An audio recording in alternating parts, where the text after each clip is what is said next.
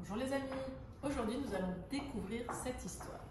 Alors déjà, on va regarder ce qu'il se passe dans la première page de couverture. Alors moi je peux voir un animal, je ne sais pas ce que c'est, et des lettres. Alors on va regarder au niveau des lettres, le titre, on a Luce la puce. Luce la puce. Donc je dois imaginer que ça doit sûrement être Luce la puce. C'est une histoire de Anton Krings. C'est parti. Luce la puce. Je vais y arriver. Ce soir-là, quand Mireille l'abeille se coucha après une rude journée de butinage, elle eut la désagréable sensation que quelqu'un se trouvait déjà dans son lit.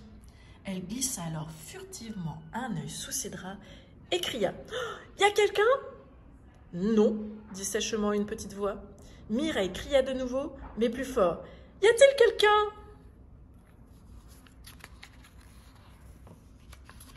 J'ai dit non, et c'est pas la peine de hurler, fit la voix, cette fois irritée. Mireille n'en crut pas ses oreilles et plongea la tête la première sous la couette pour en ressortir aussitôt et s'exclamer avec effroi « Une puce !» Puis elle se précipita hors du lit et, armée de son balai, y délogea l'infortuné qu'elle chassa sans aucun ménagement. La pauvre puce qui s'appelait Luce s'éloigna en marmonnant jusqu'au moment où elle arriva devant la maison de Benjamin. Par une fenêtre entr'ouverte, elle sauta dans la chambre du lutin qui dormait. On a le lutin Benjamin qui dort et Luce qui saute par la fenêtre. Il avait sur la tête un grand bonnet de nuit rouge orné d'un grelot doré. Comme il ronflait bruyamment, elle se coucha à ses côtés sans le réveiller. Mais Benjamin prenait trop de place et Luce devait le repousser à chaque instant. Patatras! Benjamin se retrouva par terre. « Qu'est-ce que c'est » s'écria-t-il en secouant la tête de droite à gauche et de gauche à droite. « Oh, une puce! J'ai toujours rêvé d'en avoir une. J'espère au moins que tu es une puce savante » ajouta-t-il en approchant sa lanterne pour mieux la voir. La lanterne ?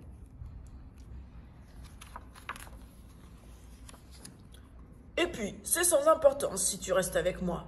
Je t'apprendrai mes tours, dit-il en bâillant. Luce fut si surprise qu'elle resta bouche bée.